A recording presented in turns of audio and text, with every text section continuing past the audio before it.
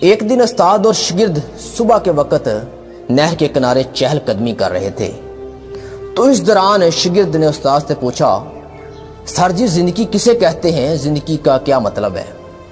استاد نے جب یہ سنا تو وہ نیچے کو جھکے، زمین سے چند تنکے اٹھائے اور اس کو نہر میں پھینک دیا۔ وہ تنکے پانی کے بہاؤ کے ساتھ چلتے چلتے نظروں سے اوجھل ہو گئے۔ استاد نے کہا، یہ زندگی ہے؟ شاگرد کہنے لگے، سر میں سمجھا نہیں۔ استاد نے پھر کہا، چلنے کا نام زندگی ہے، رکنے کا نام موت ہے۔ زندگی اصل میں سفر ہے، منزل نہیں۔ زندگی کا نہ کوئی مقام ہے نہ کوئی منزل ہے۔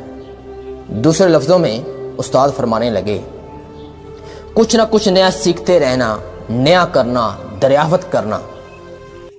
جب انسان نیا کچھ سیکھتا ہے، نیا کرتا ہے، تو اس سے غلطی بھی ہوتی ہے۔ جب اس سے غلطی ہوتی ہے تو لوگ اس کی اصلاح کرتے ہیں، اس کو سمجھاتے ہیں۔ اگر وہ شخص، اگر وہ بندہ، اگر وہ فرد غلطی کے ڈر سے نیا کچھ سیکھنا، نیا کرنا بند کر دے تو وہ انسانوں کی لسٹ سے خارج ہو جاتا ہے، کیونکہ غلطی انسانوں سے ہوتی ہے، فرشتوں سے نہیں۔ لیکن اگر وہ سمجھتا ہے کہ میں کمپلیٹ ہوں، میں مکمل ہوں، تو پھر موت ہے۔